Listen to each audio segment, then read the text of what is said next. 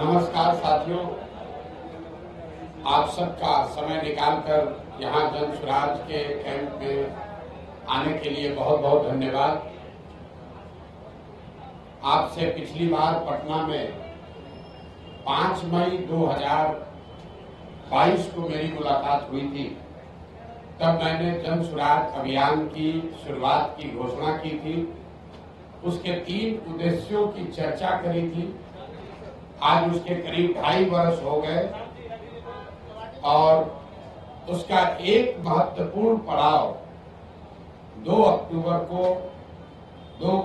2024 को पूरा होने जा रहा है।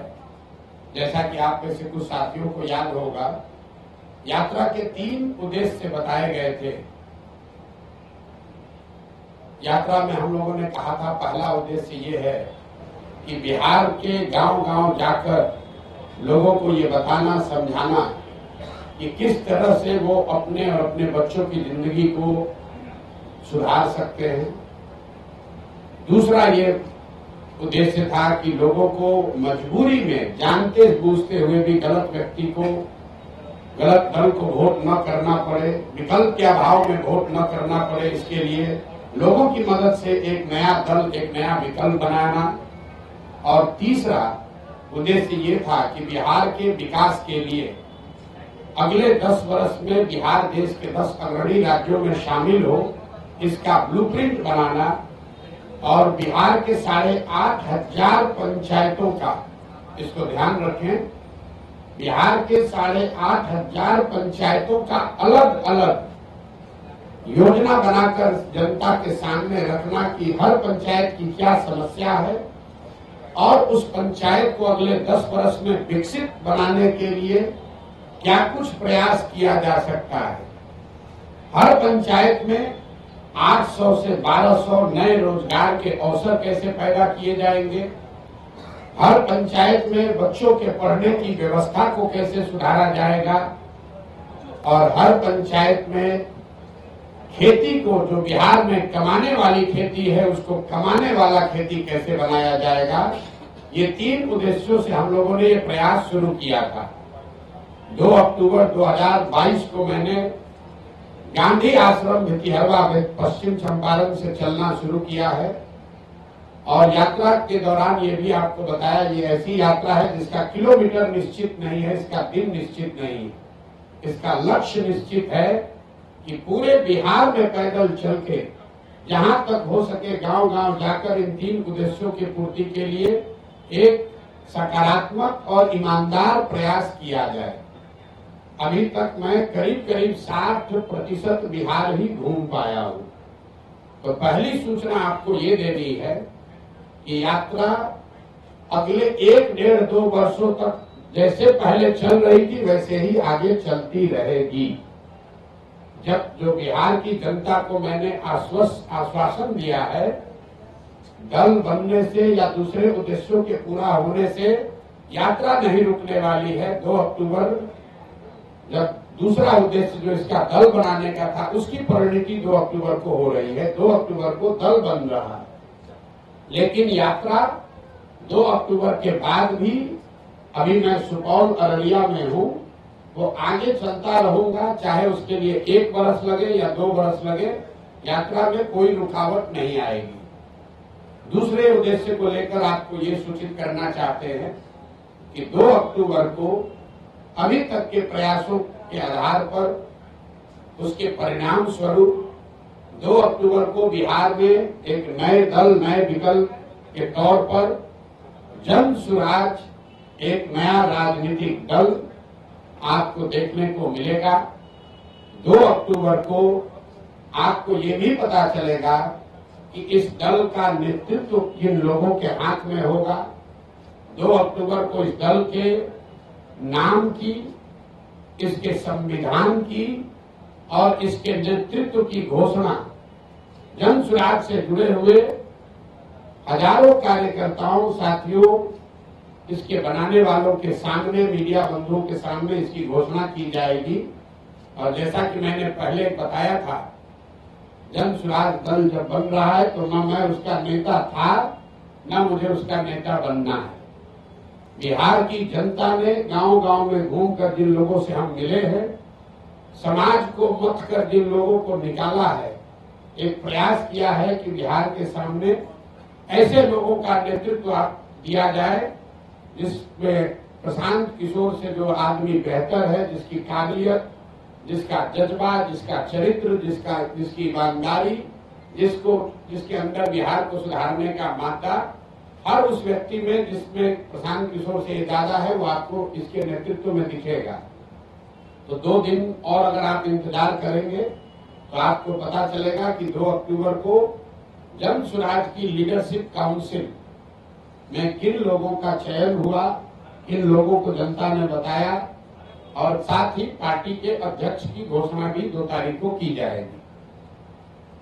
जो मैंने विकास की योजना जारी करने की बात कही है, हर पंचायत की योजना जारी करने की बात कही है, वो इसका तीसरा पड़ाव है जो फरवरी या मार्च में उस काम को फरवरी मार्च तक पूरा कर लिया जाएगा और पटना के गांधी मैदान से आपके सामने, आपके माध्यम से जनता के सामने, बिहार की जनता के सामने बिहार के अगले 10 साल के विकास का, बिहार के हर पंचायत के विकास का मॉडल और पूरा खाका यहाँ पर रखा जाएगा, जिसमें हम सिर्फ आपको ये नहीं बताएंगे कि बिहार से पलायन रुक जाएगा, आपको ये भी बताया जाएगा कि वो पलायन को कैसे रोका जा सकता है, ताकि उस योजना को आप पढ़ें, उसको देखें, उस पर चर्चा करें, उस पर सवाल उठाएं, और अगर आपको उस योजना में विश्वसनीयता दिखे तभी उसको आप अपनाएं। तो ये फरवरी के अंत या मार्च के पहले हफ्ते में पटना गांधी मैदान में जन स्वराज का, बिहार को सुधारने का जो प्रयास है, जो अभियान है, जो योजना है, जिसको बनाने में बिहार की जनता के साथ साथ गांव से जो हम लोगों ने जानकारी इकट्ठा की, उसके साथ साथ आपके जानकारी के लिए बता दूं कि देश के करीब देश विदेश में 200 से ज्यादा बड़े बड़े विशेषज्ञ, जिनमें से ज्यादातर लोगों का नाता बिहार से है, वो चाहे अमेरिका में है, ऑस्ट्रेलिया में है, इंग्लैंड में है या देश के अन्य हिस्सों में है, ऐसे 200 से ज्यादा लोगों ने बिहार में होने वाले इस प्रयास में अपना योगदान देना स्वीकार किया है और इस विजन डॉक्यूमेंट को, बिहार की योजना को बनाने में उन्होंने अपना योगदान दिया। तो आपकी उत्सुकता के लिए 3 बातें फिर से समराइज कर देता हूं। प्रशांत किशोर की 2 साल से चलने वाली पदयात्रा पहले की माफिक ही वापस वैसे ही चलती रहेगी। सुपौल और अररिया में मैं हूं और आगे वहां से किशनगंज जाऊंगा, उसके बाद कटिहार, फिर पूर्णिया, फिर भागलपुर, मुंगेर, जमुई होते हुए दक्षिण बिहार के इलाके को कवर किया जाएगा। दूसरी घोषणा ये है कि 2 अक्टूबर को जन स्वराज विधिवत तौर पर, औपचारिक तौर पर एक राजनीतिक दल के तौर पर उसकी घोषणा की जाएगी।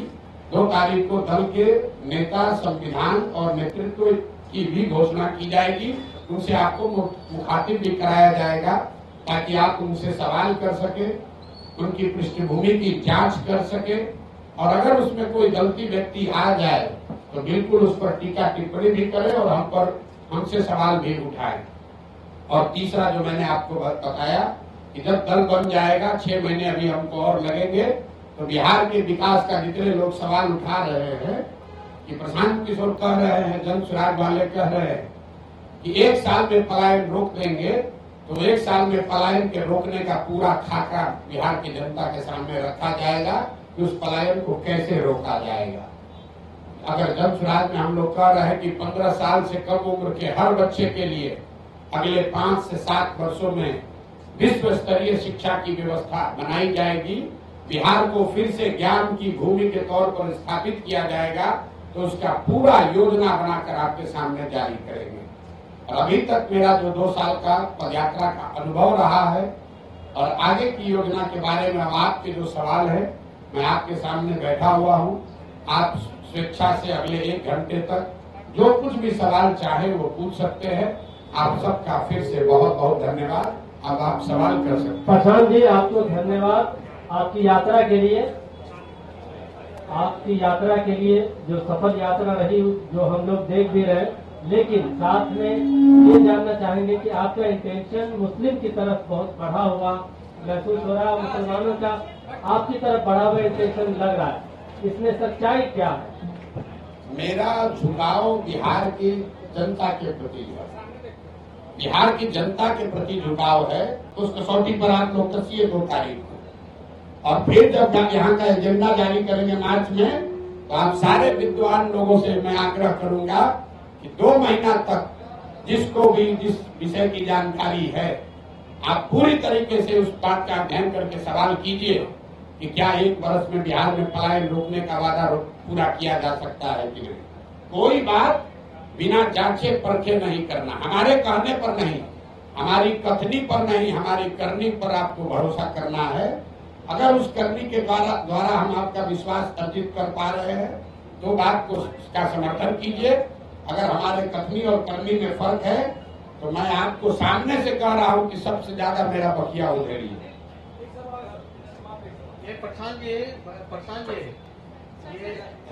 और चीज, 1 मिनट, किसी ने यहाँ कहा कि प्रशांत किशोर एसी वाला टेंट लगाकर चलते हैं। एक प्रेस कॉन्फ्रेंस हमने टेंट में इसलिए रखा है कि इसी टेंटों में हम लोग 2 साल से रह रहे हैं। तो मैं चाहूंगा कि यहाँ आपकी प्रेस वार्ता के बाद इस टेंट का मुआयना भी कीजिए, और बिहार में जो भी अपने को जमीनी नेता मांगता है, मैं उसको चुनौती दे रहा हूं कि इसमें 7 दिन रहकर पैदल चल के दिखाओ, तब बताते हैं कि तुम्हारा कितना कैरेक्टर है और कितना जमीन पर काम कर सकते हैं। इस कैंप का वीडियो बनाकर जारी कीजिए, और खुली चुनौती दे रहा हूं, इस कैंप पे 7 दिन रहिए। जिसको ये 5 स्टार दिख रहा है, आप सब साथी यहाँ बैठे हैं, बढ़िया मौसम है बाहर, 15 मिनट में पसीना छूट रहा है। इसी टेंट में हम लोगों ने जाड़ा भी काटा है, बरसात भी देखा है, और मैं अकेले नहीं हूँ। 2500 बिहार के बच्चे, 2500 बिहार के बच्चे ऐसे 20 कैंपों में बिहार में रह रहे हैं, इसी कठिन परिस्थिति में रह रहे हैं, गांव गांव जा रहे हैं। और हम लोगों ने 50 बच्चों के साथ शुरू किया था। आज 2500 पदयात्री, उनका प्रयास, उनका परिश्रम, उन पदयात्रियों का संकल्प प्रशांत किशोर से ज्यादा है, क्योंकि प्रशांत किशोर तो फिर भी मीडिया में आ रहे हैं, बोल रहे हैं, उन बच्चों को आप देख नहीं रहे। वो बच्चे नेमलेस हैं, फेसलेस हैं।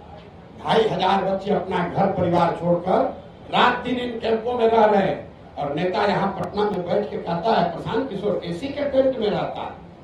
जरा आके रह के देखो, 5 दिन यात्रा शुरू किया था सब यहाँ के नेताओं ने, कब शुरू हुआ कब खत्म हुआ पता ही नहीं चला। ये प्रशांत जी, ये प्रशांत जी राजनीतिक रणनीतिकार सलाहकार से आप बिहार की बात किए, उसके बाद जन स्वराज अभियान थोड़ा सा चलाया, तो आप बता रहे हैं कि नेतृत्व किसी और को सौंपेंगे, तो वैसी स्थिति में प्रशांत किशोर की जन स्वराज में आगे क्या भूमिका रहेगी, किस तौर पर वो जाने जाएगा? प्रशांत किशोर की भूमिका रहेगी बिहार के समाज को जगाने का, समझाने का, क्योंकि प्रशांत किशोर की सोच ये है, जो कि गांधी की सोच से प्रेरित है, कि अगर राजनीति में आमूलचूल परिवर्तन लाना है तो बिना समाज में हस्तक्षेप किए हुए, समाज के स्तर पर काम किए बगैर आप राजनीति को और व्यवस्था को नहीं सुधार सकते। ऐसा नहीं है कि प्रशांत किशोर कहीं जा रहे हैं। हमारी सबसे बड़ी चुनौती क्या है? आप लोग सवाल क्या पूछते हैं? बात तो अच्छी है, प्रयास तो अच्छा है, समाज मानेगा तब न, जाति टूटेगा तब न। तो सबसे बड़ी चुनौती जो है समाज को मनाने समझाने की, वो चुनौती, वो काम प्रशांत किशोर के कंधे पर है। लेकिन अगर समाज मान जाए तो उसके सामने अच्छे व्यक्तियों का विकल्प हो, वो भी जरूरी है। अच्छे व्यक्तियों का विकल्प हम आपको सामने दे रहे हैं, लेकिन समाज को जगाने का, समझाने का जो काम है, दुरूह काम है, वो काम प्रशांत किशोर का है, और उसी भूमिका में हम आगे भी रहेंगे। देखिए, एक अंतिम बात इस प्रकार की, गांधी जी, महात्मा गांधी देश में कांग्रेस में सिर्फ एक ही बार जीवन में अध्यक्ष बने। गांधी जी जीवन भर कांग्रेस के अध्यक्ष नहीं थे, लेकिन इसका मतलब नहीं है कि गांधी जी का कांग्रेस पर प्रभाव नहीं था। ऐसा नहीं है कि गांधी जी कांग्रेस का अध्यक्ष रहे और जब अध्यक्ष नहीं रहे तो कांग्रेस और आजादी की लड़ाई छोड़कर दूसरे के हवाले करके चले गए। उन्होंने उन लोग, लेकिन ये जरूरी है कि सिर्फ एक आदमी से नहीं होगा। और प्रशांत किशोर बिहार का एकमात्र काबिल आदमी नहीं है। इस मूल भावना जन स्वराज की यही है कि पिछले 30 वर्ष में सिर्फ 1200 परिवार के लोगों ने बिहार की राजनीति को कब्जा कर रखा है। 3.5 करोड़ परिवार बिहार में रहते हैं। तो जन स्वराज का ये अभियान है जहां ये हम बता रहे हैं कि आप गरीब हैं, अमीर हैं, अगड़े हैं, पिछड़े हैं, हिंदू हैं, मुसलमान हैं, दलित हैं, पैसा नहीं है, आपके पिताजी विधायक मंत्री नहीं है, आप उसका चिंता मत कीजिए। अगर आपके पास जज्बा है, बिहार को सुधारने की इच्छा है, सपना है, तो आइए इस व्यवस्था से जुड़िए। पैसे का चिंता, चुनाव लड़ने लड़ाने रणनीति का चिंता प्रशांत किशोर और जन स्वराज पर छोड़िए। हमने ये कहा है, लोग कह रहा है कि कैसे किस आधार पर कह रहे हैं कि गरीब से गरीब आदमी को पैसा देकर लड़ाएंगे। मेरे भाई, गरीब को पैसा देकर लड़ाने की बात कह रहे हैं तो आपको गलत लग रहा है, और आप पैसा लेकर चुनाव लड़ाते हैं तो आप सही अपने को बता रहे हैं। तो हम बिहार की जनता पर छोड़ते हैं कि किसका विकल्प सही है। जो लोग पैसा लेकर टिकट देते हैं, चुनाव लड़ाते हैं, उनका विकल्प अच्छा है कि जन स्वराज जो कि कह रहा है कि गरीब से गरीब आदमी भी ईमानदार है तो उसको लड़ाने का खर्चा समाज से जमा करके जन स्वराज देगा, ताकि किसी नेता को वोट खरीदने के लिए ये पैसा न खर्च करना पड़े। किसी नेता के पास ये कहने का आधार न हो कि हमने चुनाव में 5 करोड़ रुपया खर्चा किया इसलिए हम चोरी करेंगे, इसलिए हमको ठेका चाहिए। इसलिए जन स्वराज में घोषणा है कि आपको गाड़ी नहीं अपना लगाना है। हमारी गाड़ियां चल रही जन स्वराज की, लोग कह रहा है इतना पैसा कहां से आ रहा है।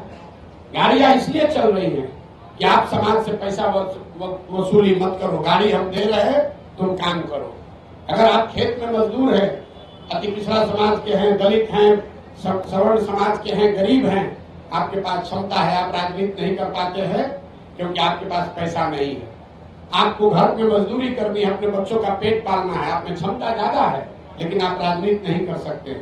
जन स्वराज कह रहा है तुम राजनीति करना चाहते हो, हम साधन देते हैं, राजनीति करो, ताकि ये परिवारों का दबदबा खत्म हो और धर्म के आधार पर, जाति के आधार पर जो लोग ठेकेदारी कर रहे हैं, ठेकेदारी कर रहे हैं, इनका वर्चस्व खत्म किया जाए। प्रशांत जी, आप अच्छे लगता है, अच्छे सामाजिक कार्यकर्ता हम लोग देख रहे हैं, 74 आंदोलन में है जेपी के बाद, हमें लगता है कि आप कुछ कीजिएगा बिहार में। ये बताइए नीतीश जी में क्या खूबी और खराबी हो गई जो आप उनको छोड़ दिए, और अभी तो लाए थे उसको?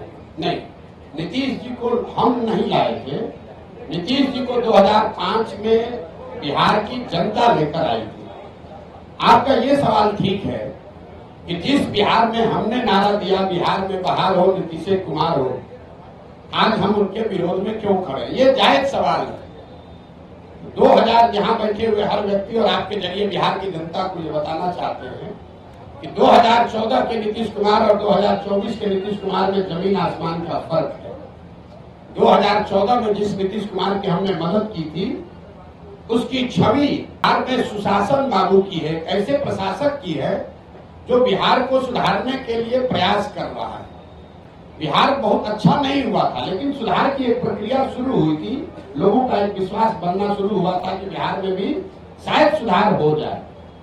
आज जिस नीतीश कुमार का मैं विरोध कर रहा हूं, वो नीतीश कुमार है जिसके लिए गांव गांव में लोग कह रहा है कि भैया बिहार में लालू का जंगल राज, अपराधियों का जंगल राज देखे थे, ये नीतीश का जो राज है ये अधिकारियों का जंगल राज है। यहाँ बैठा हुआ हर पत्रकार जानता है ये पूरी व्यवस्था, पूरा सरकार चंद अधिकारी, कोई विधायक मंत्री भी नहीं चला रहा है। आपको कैमरे पर कह रहे हैं, कोई विधायक मंत्री नहीं चला रहा है, चंद अधिकारी, वो भी सेवानिवृत्त अधिकारी सलाहकार बनकर बैठ गए और पूरे 13 करोड़ लोगों के भाग्य विधाता बनकर बैठ गए।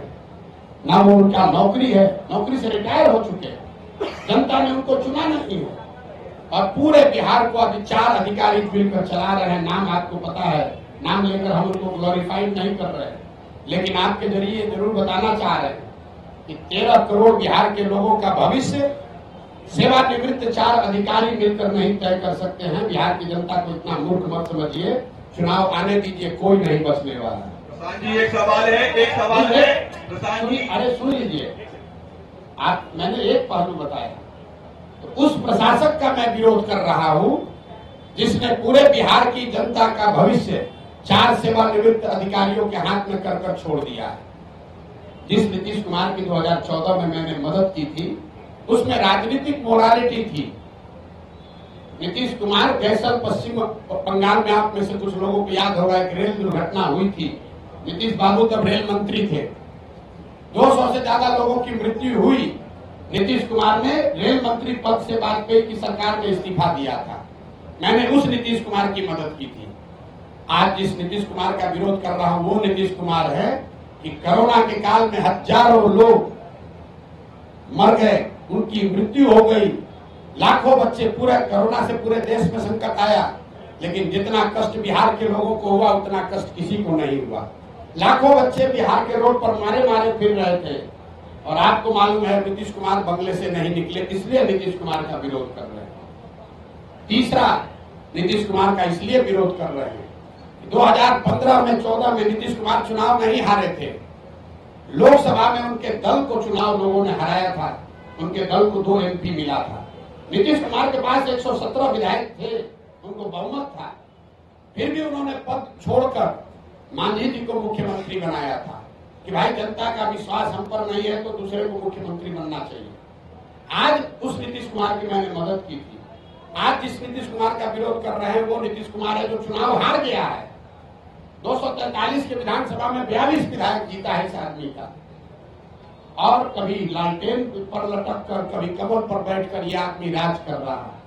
जिस दिन परिणाम आपके सामने खुलासा कर रहे हैं, जिस दिन 2020 का चुनाव का परिणाम आया, नीतीश कुमार अपना फोन का रिकॉर्ड जारी करे कम से कम 3-4 बार हमसे बात किया। इस शख्स ने 3-4 बार हमसे बात किया। हमने इनको सलाह दिया कि आपको 42 विधायक आया है, मत बनिए मुख्यमंत्री, ये जनता के आदेश का उल्लंघन होगा। 6 बजे तक आप लोगों को भी जानकारी होगा, शाम में 6 बजे तक कहते रहे नहीं बनेंगे, और 6:30 बजे फिर वही जाकर मुख्यमंत्री बन गए। इस नीतीश कुमार का विरोध कर रहा हूं। तो अच्छे प्रशासक का समर्थन किया था, नैतिकता वाले राजनेता का समर्थन किया था, बिहार को सुधारने वाले व्यक्ति का समर्थन किया था। जिसका विरोध कर रहा हूं वो उसका विरोध है जो कि जिसकी एक ही प्राथमिकता बची है, किसी भी तरीके से फेविकॉल लगाकर कुर्सी पर बैठे रहो, बिहार का जनता का जो होता है वो नहीं। आपने कहा कि आपका जो मुकाबला है वो एनडीए से है, आरजेडी को आप कोई मुकाबला नहीं मानते हैं, तो क्या आपको नहीं लगता कि कहीं आपका ये बयान आप पर बैकफायर भी हो सकता है, क्योंकि कहीं ना कहीं एक खास वोट बैंक पर आपकी भी नजर है अगर इस स्टेटमेंट को हम देखें? नहीं, ये भाई इसके लिए कोई आपको बहुत ज्ञानी होने की जरूरत नहीं है। आप 2005 से जब से एनडीए बना है उसके बाद से आरजेडी की कोई ताकत रही नहीं है। 2005 से आप आगे का इलेक्शन का आंकड़ा उठाकर देख लीजिए तो आरजेडी को कभी, आरजेडी या उनके द्वारा बनाए गए गठबंधन को कभी जीत नहीं मिली है। महागठबंधन का एक अपवाद छोड़ दिए जिसमें हम लोगों ने मदद की थी, उसमें भी आरजेडी जूनियर पार्टनर ही था। नीतीश जी के चेहरे पर चुनाव लड़ा था, आरजेडी के नाम पर चुनाव नहीं लड़ा गया था। और अभी का लोकसभा का चुनाव देख लीजिए, इस लोकसभा चुनाव में 176 विधानसभा में भाजपा और एनडीए को बढ़त है। तो हमारा अगर मुकाबला है तो जो 176 में आगे है उससे मुकाबला होगा कि जो 50 सीट में आगे है उससे मुकाबला होगा। तो ये तो हमारे आकलन का विषय नहीं है, ये तो फैक्ट है। किसने कह दिया आपको? भाई ऐसा है, अब अपने हिसाब से कहिएगा क्या लोकसभा में कितना सीट है आरजेडी को? 2014 में आरजेडी को 5 से कम सीट था, 2014 में 0 सीट था, 2019 में 4 सीट मिला। और आप लोग बता रहे हैं बाप रे कितना बड़ा दल है आरजेडी। आरजेडी, एक बात ध्यान रखिए आप लोग, आरजेडी अपने दम पर, लालू जी बहुत बड़े नेता हैं, लेकिन लालू जी अपने दम पर बिहार जीवन में सिर्फ एक ही बार जीते हैं, एक ही बार जीते हैं। दोबारा बिहार की जनता ने लालू जी को बहुमत नहीं दिया है। एक बड़ा दल का ढोंगा बिहार के दूसरे कोने में जाकर बताइएगा, हमको मत समझाइए। कितना उनको दम है तो हमको मालूम है। और वो दम का आधार क्या है? दम का आधार यह है 18% मुसलमान, जिसको आप 20 बरस से डरा रहे हैं कि अगर हमको वोट नहीं दोगे तो भाजपा आ जाएगी। आपने मुसलमानों के लिए किया कुछ नहीं, उसको भागीदारी नहीं दी, उसको हिस्सेदारी नहीं दी, उनके बच्चों के पढ़ाई की चिंता नहीं की, उनको लालटेन में किरासन तेल बनाकर जला रहे हो, रोशनी अपने घर में कर रहे हो। उसको अगर हटा दीजिएगा तो कितने लोग बिहार के हैं जो आरजेडी के समर्थन में, आप बता दीजिए, आपको ज्यादा जानकारी है।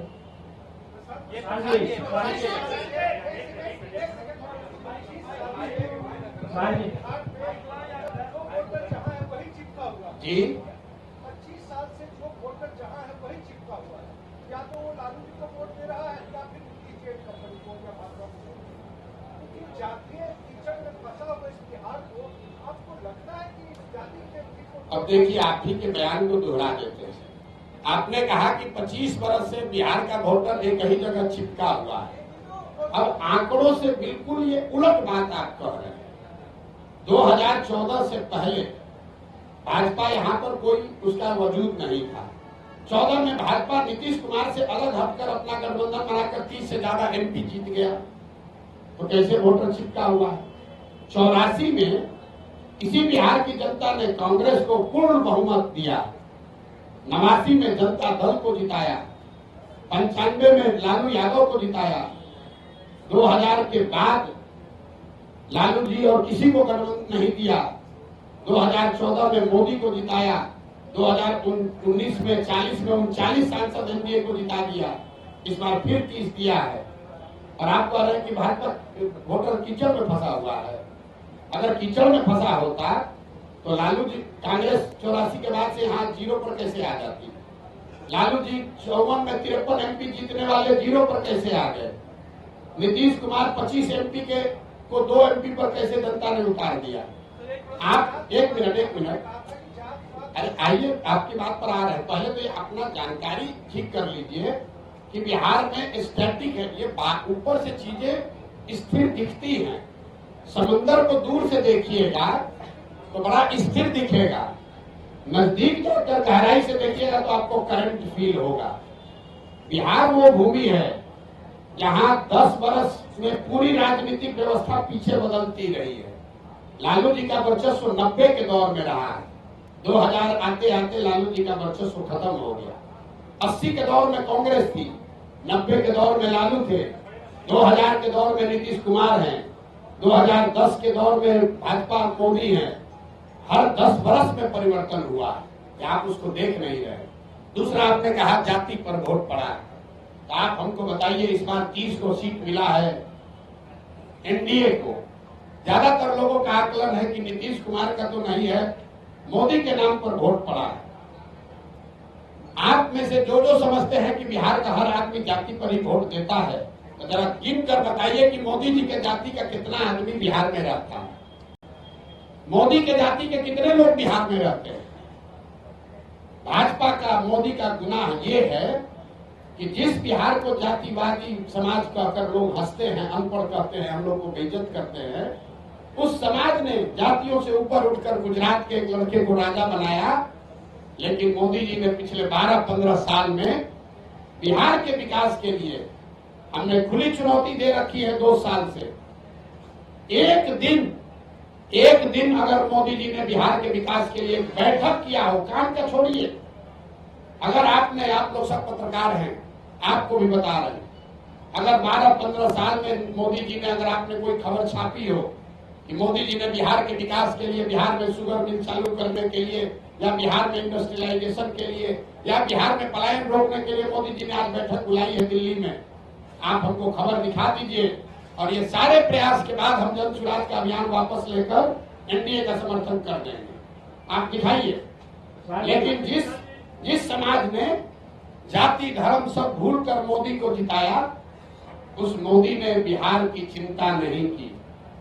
जैसे, एक मिनट पूरा समझ लीजिए, बिहार के बर्बादी के जो दोषी हैं वो लालू और नीतीश हैं, लेकिन इसके असली गुनाहगार कांग्रेस और भाजपा ही है। ये क्यों कह रहा हूं मैं? लालू और नीतीश ने बिहार में सत्ता चलाया है, बिहार की जनता ने उनको एक एक बार जीवन में, लालू जी को 1995 में और नीतीश जी को 2005 में एक एक ही बार मत दिया, लेकिन लालू जी जंगल राज 15 साल इसलिए चला पाए कि चंद सांसदों के लालच में कांग्रेस के लोगों ने बिहार और बिहार के बच्चों का भविष्य लालू के हाथ में गिरवी रख दिया। और जो गलती कांग्रेस ने की वही गलती आज भाजपा कर रही है। ये भाजपा वो दल है जो पूरे देश में, इसके लिए हम लोग कहते हैं कि दूसरे के दल को तोड़कर सांसद विधायक खरीद के सरकार बनाता है। बिहार में उसका 80-75 विधायक है, नीतीश का 43 है, लेकिन यहाँ सरकार नहीं बनाया। यहाँ नीतीश को बैठा दिया है ताकि हमको 12-15 MP मिलता रहे। तो भाजपा ने भी वही गलती की है जो कांग्रेस ने किया। कांग्रेस ने हम लोग के बच्चों का भविष्य लालू के हाथ में बेचा, भाजपा वाले हम लोग का भविष्य नीतीश के हाथ में बेचे हैं, और परिणाम भी वही होगा। जैसे कांग्रेस सिरे से बिहार में खत्म हो गई, लालू और नीतीश का कुछ भी हो, भाजपा यहाँ सिरे से खत्म हो जाएगी। नेतृत्व ऑलरेडी आप देख रहे हैं, भाजपा बिहार में नेतृत्व विहीन पहले से हो गई है, कुछ नहीं बचा। देखिए किसको बना, ये बताइए रुकिए भाजपा के जो यहाँ अध्यक्ष बने हैं, हम आपको आपके मन से बता रहे हैं, सुन लीजिए, इसके बाद में 1 घंटा बैठे हुए। भाजपा के जो अध्यक्ष बने हैं, बिहार के किसी गांव में चल के खड़ा हो जाए, उसमें से 10% आदमी भी नहीं कह सकता है ये आदमी कौन है। ये भाजपा के नेतृत्व का देखिए स्थिति। जो भाजपा के अभी अध्यक्ष है, उसको बिहार में 10% आदमी पहचानता नहीं है कि आदमी है कौन। अब भाजपा उनके जरिए बिहार सुधारना चाहती है, ये दिखाता है। यही काम कांग्रेस ने किया था, उन्होंने अपने नेतृत्व को खत्म करके लालू के हवाले कर दिया। तो भाजपा ने अपने नेतृत्व को, उसमें भाजपा में भी जो काबिल आदमी है उसको सबको हटा के और ऐसे लोगों को दिया है जो नीतीश का झोला ढोते रहे, उसके पीछे चलते रहे। आपकी काबिलियत के पैमाने पर दूसरे नाकाबिल कैसे हो जाते हैं? जी, आपकी काबिलियत के पैमाने पर दूसरे नाकाबिल कैसे हो जाते हैं? हमने तो किसी को नाकाबिल कहा ही नहीं। और नहीं, एक तो निरपेक्ष भाव से तो यही बात जा रही है ना कि आप काबिल लोगों को लाएंगे, जी। यानी अभी तक सत्ता में जो लोग हैं या आते रहे वो नाकाबिल है। नहीं, मेरी पूरी बात सुन लेती। और अगर आपके काबिलियत का पैमाना क्या है, निर्धारण आपने किसी ठीक बात, ये अच्छा सवाल है। और उसके साथ दूसरी बात ये कि अगर सत्ता में आने के बाद काबिल लोग नाकाबिल हो जाते हैं तो आपके जन सुराज की क्या गारंटी है? और अगर गारंटी नहीं है तो बिहार की जनता एक छल के लिए और क्यों ठीक मजबूर? 3 सवाल आपके जवाब दे रहा हूँ। पहला, इन्होंने कहा कि आप कह रहे हैं कि काबिल आदमी को लाएंगे मतलब दूसरा नाकाबिल है। ये बात नहीं है। लकीर बड़ी करने के लिए उस दूसरे को काटना जरूरी नहीं है, उससे लंबी लकीर खींची जा सकती है। तो जिसको जन सुराज का नेतृत्व दे रहे हैं, इसका पहला पैमाना ये है कि उस आदमी को आप जो जन सुराज का अध्यक्ष बनेगा, यहाँ पर 3 बड़े पार्टियों के 4 बड़े पार्टियों के अध्यक्ष पहले से हैं। भाजपा के अध्यक्ष दिलीप जायसवाल जी हैं, जदयू के अध्यक्ष उमेश कुशवाहा जी हैं, आरजेडी के अध्यक्ष जगदानंद जी हैं और कांग्रेस के अध्यक्ष अखिलेश जी हैं। जन सुराज का जो अध्यक्ष बनेगा उसको खड़ा कर दीजिए और 5 के सामने उसकी काबिलियत, उसका डिग्री, समाज में नजरिया और किसी भी विषय पर आप उससे बहस करा लीजिए, खुद तय कर लीजिए कि उसमें काबिल कौन है। काबिलियत का पैमाना समाज है। दूसरी बात आपने कही कि ये इसकी क्या गारंटी है कि जन सुराज का आदमी, अगर काबिल आदमी भी गलत बन जाए। इसीलिए देश में पहली बार, ये घोषणा हमको 2 को करनी है लेकिन आपने सवाल उठाया है, देश में पहली बार किसी राजनीतिक दल ने अपने संविधान में ये लिखा है, राइट टू रिकॉल, कि अगर जो व्यक्ति जन सुराज के टिकट पर चुनाव लड़ेगा उसको ये एफिडेविट साइन करके देना पड़ेगा लीगली कि जन सुराज के संस्थापक सदस्य उस विधानसभा क्षेत्र के 1 तिहाई जन सुराज के संस्थापक सदस्यों ने अगर आपके खिलाफ अविश्वास प्रस्ताव ला दिया और फिर वहां वोटिंग हुई और जन सुराज के संस्थापक सदस्यों में आपने अगर अपना विश्वास खो दिया तो आपको रिजाइन करना पड़ेगा। ये एफिडेविट देने के बाद ही आप जन सुराज से लड़ पाएंगे। इस बात को हम लोग जन सुराज अपने संविधान में लिख रहा है। तीसरा और अंतिम सवाल, कि जन सुराज पर भरोसा क्यों करें। ठीक बात है, ये अच्छा सवाल है। जन सुराज पर सब भरोसा इसलिए करें कि पहले से जो लोग यहाँ पर हैं वो एक्सपायर मेडिसिन है। आपने उसको जांच लिया, परख लिया, जानते हैं कि ये दवा काम नहीं करती। मान लीजिए कि आपके घर में कोई बीमार पड़ गया, भगवान न करे, और उसको कोई ऐसी बीमारी हो गई जिस सुधर ही नहीं रही है। डॉक्टर ने दवा दिया, हर तरह का दवा दे दिया, वो सुधर नहीं रहा है।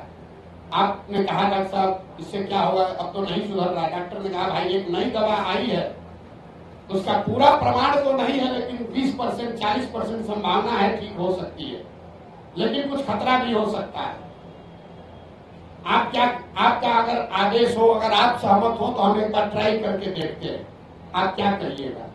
अपने परिजन को बचाने के लिए आप क्या कहिएगा कि जो 3 दवा जिसको आपने ट्राई कर लिया, जिसका फायदा नहीं हुआ, उसी पर रखिएगा, या कहिएगा कि ना भाई ना डॉक्टर साहब 20% संभावना है, लेकिन नया दवा आया है, इसको ट्राई कीजिए, शायद हमारी किस्मत, दुआ, भगवान का आशीर्वाद शायद लग जाए।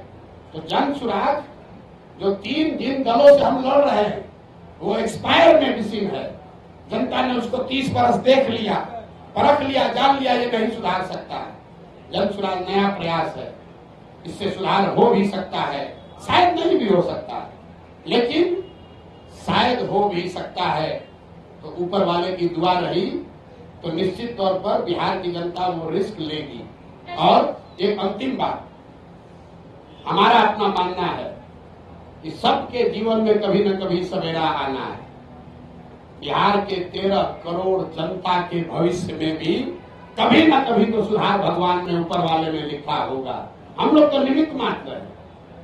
हम तो पहले भी ये हमको समझ थी, हमने पहले प्रयास क्यों नहीं किया? प्रयास हम तब शुरू किए हैं जब ऊपर वाले की मर्जी हुई है। हम 1% है, ऊपर वाला 99% है। मेरा ये विश्वास है कि 13 करोड़ बिहार के लोगों का जीवन भी कभी सुधरना भगवान ने तय किया होगा, और शायद जन सुराज वो निमित्त है, वो रास्ता है जिसके जरिए वो सुधार हो पाएगा।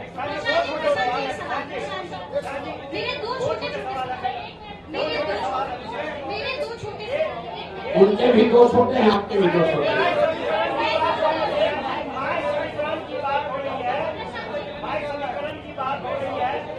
कहा जाता है कि जो ये जो वोट बैंक है दर के नाम जाता है, आपने कुछ कहा मुसलमानों के बारे में। भाई देखिए, ये सुनिए ना, इतना कहे घबरा रहे, बिहार के लिए चिंता करने वाले लोग इतना घबराए हैं। आपने कहा माई समीकरण, रुकिए, अभी हमारी बात पर मत जाइए। पूर्णिया रुपौली में चुनाव हुआ है, सबसे ताजा प्रमाण, जनता का प्रमाण ही सबसे बड़ा प्रमाण है। रुपौली में चुनाव हुआ, माई समीकरण की बात करने वाले आरजेडी वालों ने बीमा भारती जी को वहां उम्मीदवार बनाया। रुपौली की स्थिति से जो लोग जानकारी रखते हैं, बीमा भारती जी के अपने जाति के 35-40 हजार लोग उस विधानसभा में रहते हैं। 15,000 MY में भाई समाज के लोग, यादव समाज के लोग रहते हैं, और 45,000 वहां मुसलमान रहते हैं। तीनों मिलाइएगा तो 1 लाख हुआ। और माई समीकरण के जमींदारी का दावा करने वाले लोग, ठेकेदारी करने वाले लोग के कैंडिडेट को 30,000 वोट आया है। दूसरा देखिए, एनडीए का अति पिछड़ा तो नीतीश जी के साथ है, तो भैया रुपौली में 1,10,000 अति पिछड़ा है, उनको कितना वोट आया? 50,000। और जीता कौन? उस व्यक्ति, वो आदमी जीता है, हमारा आदमी नहीं जीता है। जनसुराज की बात छोड़ दीजिए, वो आदमी जीता है जिसके जाति का 5-6 हजार आदमी वहां रहता है। और आप लोग कह रहे हैं कि बिहार में माई समीकरण है, सब जाते हैं, पब्लिक सब पागल है।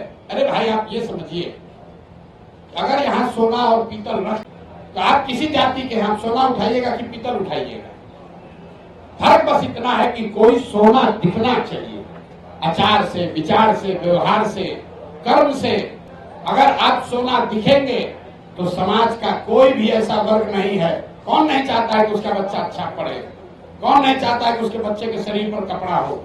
कौन नहीं चाहता है कि उसके बच्चे को पलायन नहीं करना पड़े?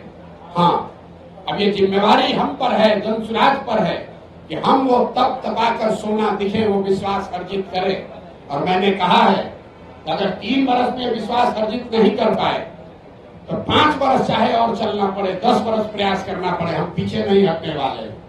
जब तक समाज को ये विश्वास न दिला दें तब तक ये प्रयास रुकेगा नहीं। बिहार को सुधारे बगैर मानने वाले नहीं हैं, चाहे 2 वर्ष लगे कि 10 वर्ष लगे।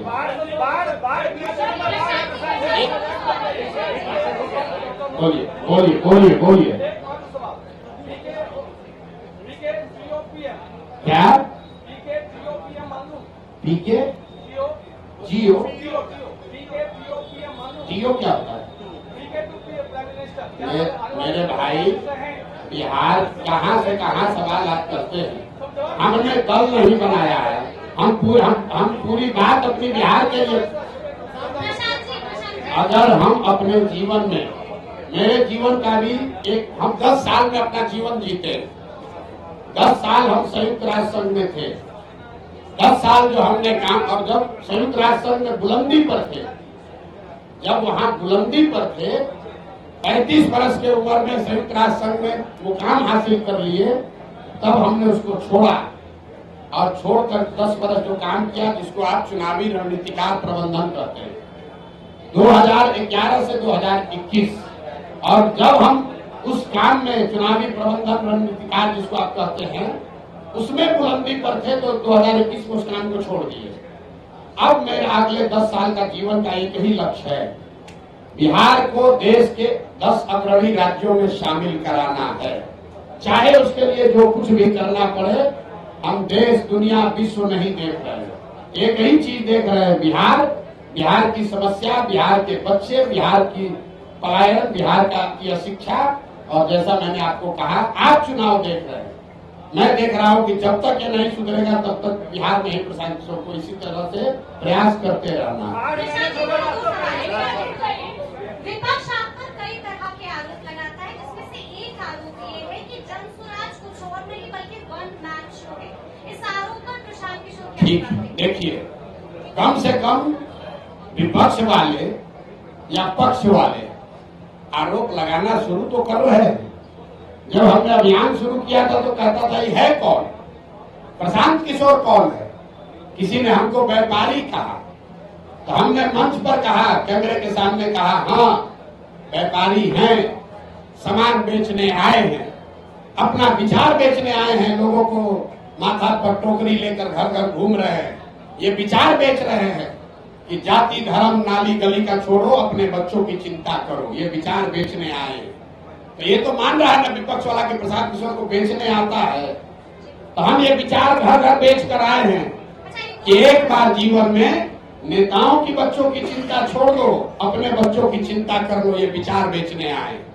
तो आज अभी पहली बार, आप लोग ध्यान नहीं दे रहे, पहली बार देश में ऐसा हो रहा है कि जो सत्ता में है और जो विपक्ष में है, दोनों के राजनीतिक कार्यकर्ता छोड़कर वहां जा रहे हैं जो अभी दल ही नहीं है। आप इसको जरा आकलन करके देख लीजिए। राजनीतिक कार्यकर्ता तो वहां जाता है जहां सत्ता है या सत्ता आने की संभावना है। जनसुराज अभी दल नहीं है और आरजेडी वाले चिट्ठी निकाल रहे हैं कि भैया लालू जी के समाजवाद का हवाला है, जो दल मत छोड़ो रे भाई, अरे यहीं पर बने रहो। भाजपा वाला, कल हमको एक भाजपा का नेता आया, कहा भैया भाजपा का कार्यालय है, बैठे हम लोग हैं, लेकिन चर्चा खाली जनसुराजे का हो रहा है। ये हमारी ताकत नहीं है, ये बिहार के लोगों की 30 वर्ष की छटपटाहट है।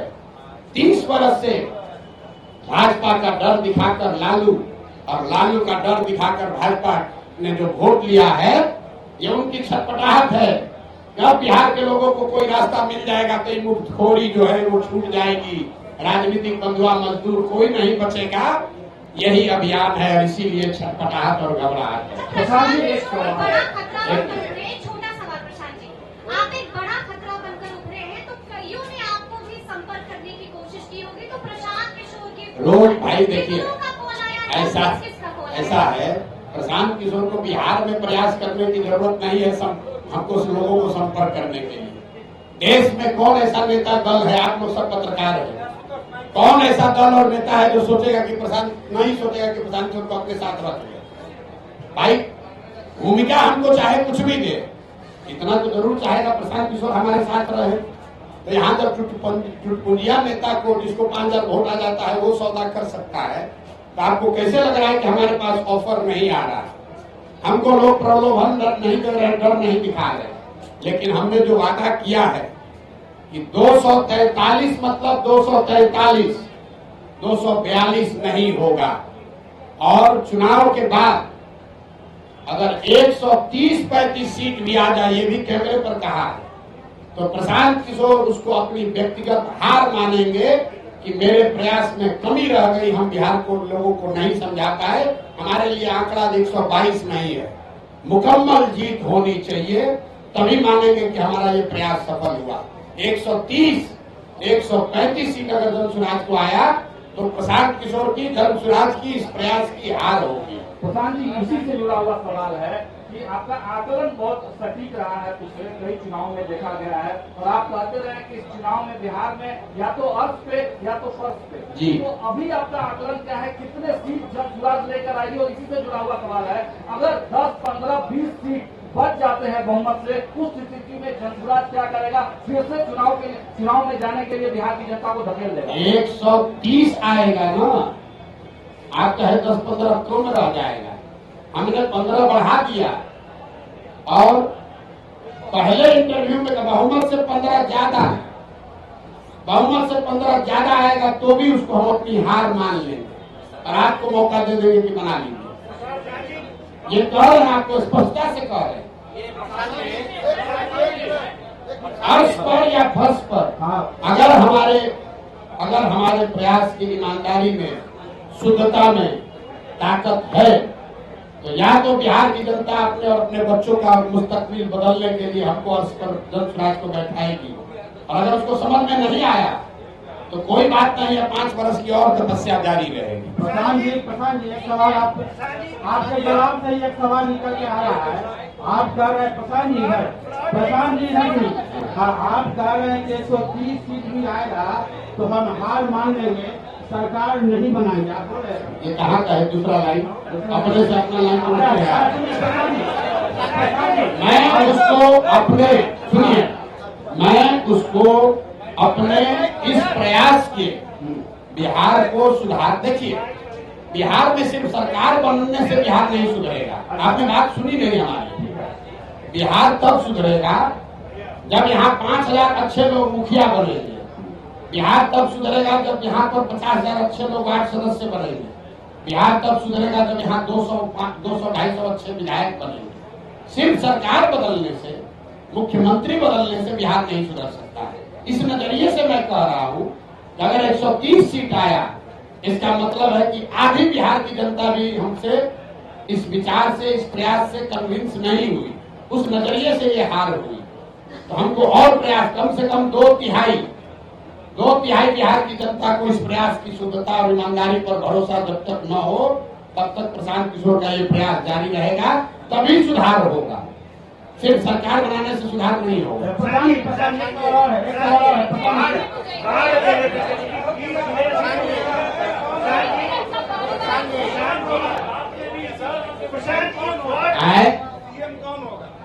देखिए, हमने जो शुरुआत किया तो आपको बताया कि दल होगा, तो आप कहे कौन होगा? हम बोले जनसुराज होगा। फिर बोला दल का नेता कोई होगा, हमसे काबिल होगा। तो आपने फिर पूछा कौन होगा? तो हमने कहा हमसे काबिल होगा, 2 तारीख उसका नाम चेहरा देख लीजिएगा। फिर आपने कहा कि आपका एजेंडा क्या होगा? तो हमने आपको कहा गांधी मैदान से जारी करेंगे, उसको पढ़ के संतोष कर लीजिएगा। उसके बाद जारी ये भी करेंगे कि सीएम कौन होगा। एवरेस्ट पर चढ़ना है, एक एक कदम ही चढ़ना पड़ेगा। एक ही बार रस्सी बांध कर एवरेस्ट पर नहीं पहुंच सकते हैं। पहुंचने की कोशिश कीजिएगा, गिर जाइएगा रास्ते में, खड़ा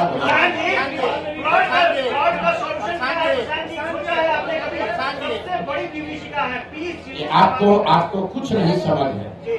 इनका जरा सवाल सुनिए। इन्होंने कहा कि फ्लड की समस्या सबसे बड़ी विभीषिका यहाँ के लोगों की मानसिकता है। सबसे बड़ी विभीषिका यहाँ से पलायन है। अब बाढ़ पर आ जाइए। अगर आप ध्यान से देखेंगे, 50% यहाँ जमीन ऐसी है बिहार में जहां फ्लड का रिस्क है। 30% जमीन ऐसी है जहां परमानेंट जल जमाव है और करीब करीब 25 से 27% ऐसी जमीन है जहां सूखा है। अगर आप बिहार को भौगोलिक तरीके से देखेंगे तो जो उत्तर के तराई वाले जिले हैं, चंपारण, पश्चिमी चंपारण, पूर्वी चंपारण, शिवहर, सीतामढ़ी, मधुबनी, दरभंगा, सुपौल, अररिया, किशनगंज, ये जो ऊपर के तराई वाले एरिया हैं, यहाँ पर बाढ़ और बाढ़ के साथ साथ नदियों के कटाव का मामला है। जो मध्य के जिले हैं, गोपालगंज, सिवान, छपरा, वैशाली, समस्तीपुर, खगड़िया, बेगूसराय, इन जिलों में जब आप चलिएगा गांव गांव तो आपको बाढ़ से ज्यादा जल जमाव की समस्या दिखेगी। हर पंचायत में, प्रखंड में हजारों एकड़ जमीन ऐसी है जहां पानी परमानेंट लगा रहता है। और जब गंगा के आप दक्षिण में आते हैं, जिसको आप दक्षिण बिहार कहते हैं, यहाँ पर सूखे की समस्या है, पानी नहीं पहुंच रहा है। तो जन सुराज का जो विजन डॉक्यूमेंट जारी होगा उसमें आप बाढ़ पर कार्यक्रम नहीं देखेंगे, उसमें आप वाटर ग्रिड की बात देखेंगे कि जहां बाढ़ है, जहां जल जमाव है और सूखा, इन तीनों का एक integrated plan, Kosi plan, Gandak plan नहीं, सोन कैनाल नहीं, एक इंटीग्रेटेड प्लान हो जिसमें बाढ़, जल जमाव और सूखे को एक तरीके से एक बार एड्रेस किया जाए। उसका पूरा खाका आपके सामने रखेंगे, उसको देखिए, पढ़िए, समझिए। और आधा बाढ़ का जो समस्या है वो तो इंजीनियरों और ब्यूरोक्रेट्स के कमाई के लिए खुद किया हुआ है। आप गांव देहात में चलिए, लोग हमको बता रहे हैं, भैया जो ठेकेदार है वही जाके बांध में छेद करवाता है ताकि कटे, अब बाढ़ नियंत्रण के नाम पर पैसा आए और उसमें लूट किया जाए।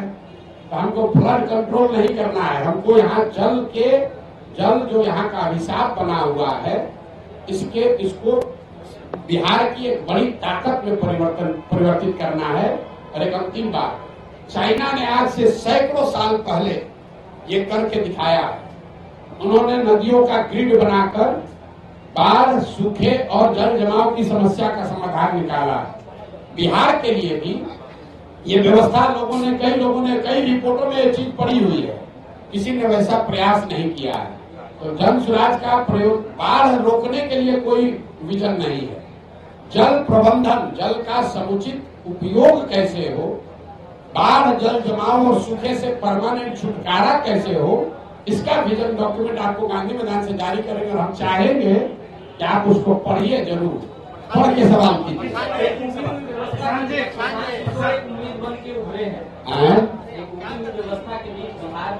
चलिए, आप लोग पत्रकार हैं, सुनिए, सवाल आ रहे हैं। आप लोग पत्रकार हैं, लेकिन हमको मालूम है कि आप पत्रकार से ज्यादा एक बिहारी भी है।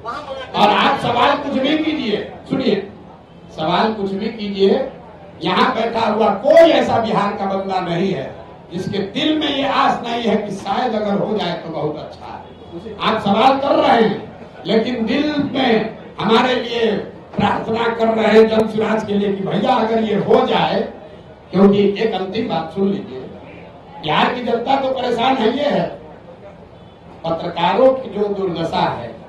आपकी हालत तो वो है कि आप अपना दर्द लिख भी नहीं पा रहे।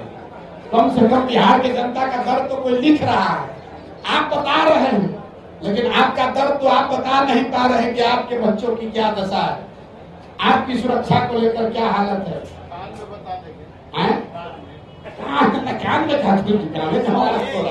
आप सवाल पूछिए। तो सबसे ज्यादा पत्रकार लोग चाह रहे हैं, जैसे समाज का हर वर्ग चाह रहा है वैसे पत्रकार भी चाह रहा है कुछ सुधार हो। आई जो सरप्राइज पैकेज है, हम जो कह रहे हैं कि बहुत सारे लोग ऐसे आपको जन सुराज में दिखेंगे जिसको आपने सोचा नहीं था कि भी राजनीति में आ सकते हैं, तो उसमें पत्रकार लोग भी शामिल है। बिहार में कितना पत्रकार राजनीति में आने जा रहा है आपको पता नहीं है। प्रशांत जी, महात्मा गांधी का मेरा सवाल, महात्मा गांधी जी का तस्वीर लगाए उन्हें विचारों पर चलने की बात करते हैं और ये नशा मुक्ति उनका महत्वपूर्ण ये बातें थी। शराबबंदी पर आपका बयान आया था, खूब वायरल हुआ। कि शराबबंदी को हटा देंगे, उसमें सुधार की बातें नहीं की और इसको सीधे तरीके से गांधी को आप कितना पढ़े लिखे समझते हैं? ये प्रशांत जी गांधी जी ने ये बात महत्वपूर्ण समझ लीजिए। से रिलेटेड है कि ये सवाल है आपसे। आप एक मिनट, नीतीश जी भी गांधी जी को अपना आदर्श मानते हैं, आप भी अपने गांधी जी को आदर्श मानते हैं। नीतीश जी बापू का हवाला देके और आधी आबादी का हवाला देके शराबबंदी लागू की। बोल रहे उसी को बोल रहे हैं।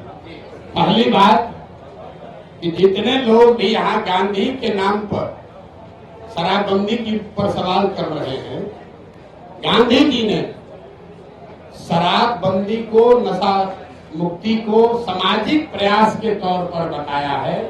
गांधी जी ने ये नहीं कहा कि कानून बनाकर शराबबंदी लागू किया जाए। और हम 2-3 बरस से कह रहे हैं ये बात। जिसको जिसको भी अपने गांधी के जानने पर दम्भ हो, वो आकर हमको बताए, समझाए कि गांधी जी ने ये कहाँ कहा है कि कानून बनाकर शराबबंदी लागू किया जाए। दूसरी बात, शराबबंदी के अगर मान लो कुछ फायदे हैं भी, मान लो एक बार को, तो शराबबंदी लागू होगा तब न फायदा होगा। बिहार में शराबबंदी कहाँ है? बिहार में शराबबंदी के नाम पर शराब का दुकान बंद है, होम डिलीवरी चालू है। पटना में तो कुछ ऐसा लोग सर्विस दे रहा है कि शराब का जो ब्रांड आप पीते हैं, आप बुलाइए, आपको पिलाएगा, आप बोतल वापस लेके जा रहा है, कह रहा है कल फिर लेकर आए, पूरा बोतल दे के पी नहीं सकते हैं। और आप अपने घर में शराब रखना नहीं चाहते हैं कि डर है पकड़ा जाएंगे। तो ऐसा सर्विस भी यहाँ पर है। आपको बता रहे हैं, आपको हमसे ज्यादा जानकारी होगा। शराब का बोतल लेकर आता है, जितना पैक पीना है पीजिए, बोतल ले जाएगा, अगले दिन फिर आपके सामने लाके बोतल खोल कर फिर देखेगा कि अभी आप ही वाला बोतल है, पूरा पेमेंट किए हुए। नीतीश सुनिए, नीतीश कुमार के इर्द गिर्द बैठे हुए सारे लोग खुद ही शराब पीने वाले लोग, तो क्या बताएंगे? शराबबंदी की बात कर रहे हैं। हमने कहा है, इसको ध्यान रखिए, शराबबंदी से बिहार का हर वर्ष 20,000 करोड़ रुपया का नुकसान हो रहा है। जन स्वराज का विजन ये है कि शराबबंदी को हटाया जाए और ये 20,000 करोड़ रुपया जो मिले वो बजट में न लिया जाए। उस जैसे हम लोग रोड बनाने के लिए 50 पैसा सेस देते थे, उसी तरह शराब से आने वाले टैक्स के पैसे को बजट में न लिया जाए। उस पैसे को अगले 20 वर्ष तक सिर्फ और सिर्फ बिहार के बच्चों के पढ़ाई के लिए खर्चा किया जाए, तो शराबबंदी से अगले 12-15 वर्ष में 5 लाख करोड़ रुपया हम लोग जमा करने जा रहे हैं। आप बताइए कि ये होम डिलीवरी वाला शराबबंदी से समाज का फायदा है कि शराब की बिक्री भले हो, रेगुलेटेड हो, और उससे 5 लाख करोड़ रुपया इकट्ठा कराकर एक बच्चों को पढ़ाने के लिए विश्व स्तरीय व्यवस्था बना दी जाए, वो होना चाहिए। बिहार की जनता को तय करने दीजिए। हम पहले व्यक्ति हैं और एकमात्र राजनीतिक दल है जो कह रहा है कि शराबबंदी 15 मिनट में उठाकर फेंक देंगे। लोगों ने कहा महिला वोट नहीं देगी, न देती हो तो न दे। हम गलत नहीं बोलेंगे, गलत नहीं बोलेंगे। लोगों ने कहा भूमि सुधार का बात कीजिएगा, सवर्ण वोट नहीं देगा। हम सामने से कह रहे हैं भूमि सुधार लागू किया जाएगा। अभी जो सर्वे हो रहा है ये भूमि सुधार नहीं है। भूमि सुधार और जमीन के सर्वे में फर्क है। हम सरकार पर अभी टीका टिप्पणी बहुत नहीं करते हैं, लेकिन आप लोग जितना राजनीतिक आकलन कर रहे हैं, ये कल किसी परसों पत्रकार ने बताया हमको, और उन्हीं का शब्द आपको कोट कर रहे हैं कि 3S, शराबबंदी, सर्वे और स्मार्ट मीटर, ये 3 आखिरी कील है नीतीश कुमार के राजनीतिक ताबूत में। ये सिरे से इनको साफ कर देगा। ये जो सर्वे शुरू कराया है, हर अंचल में लोग बता रहे हैं, खतियान निकालने के लिए, अपना खतियान निकालने के लिए लोगों को 5,000-10,000 रुपया लग रहा है। जब से सर्वे शुरू हुआ है, प्रखंड के स्तर पर लोग बता रहे हैं कि 50 लाख से 1,01 करोड़ रुपया की वसूली हो चुकी। शराबबंदी का यही हालत है। हर प्रखंड से करोड़ों रुपया शराब माफिया और भ्रष्ट अफसर कमा रहे हैं। और स्मार्ट मीटर में गरीब के गले को दबाकर उसके घर में कहा जा रहा है तुम अंधेरे में रहो, लेकिन स्मार्ट मीटर स्वीकार करो। ये तीनों एस नीतीश कुमार के राजनीतिक ताबूत का 3 कील है जो इनको पूरी तरीके से खत्म कर देगा। अभी रोके हैं ना सर्वे, दम है तो जरा सर्वे करके दिखा ले। हमने सबसे पहले कहा कि 6 महीने में घर घर में झगड़ा होगा, गांव में गोली चलेगी। ये आदमी सर्वे भूमि सुधार नहीं है। जब लैंड का रिकॉर्ड ही आपके पास नहीं है तो आप लोगों से क्यों मांग रहे हैं कि वंशावली बना के लाओ? सरकार के पास खुद लैंड का रिकॉर्ड नहीं है, रजिस्टर टू कॉम्प्रोमाइज है, उसमें हेर फेर हुई है, उसको फाड़ दिया गया, उसमें घोटाला किया गया, पैसा लेकर आपके नाम का दूसरा नाम कर दिया। अनीता कुमारी है तो कुमारी में मौ पर इंक गिरा दिया, डिस्प्यूट खड़ा हो गया। तो जब सरकार को खुद नहीं पता है कि किस जमीन का मालिक कौन है तो कैसे लोग ये प्रमाणित करेंगे कि ये जमीन उनका है?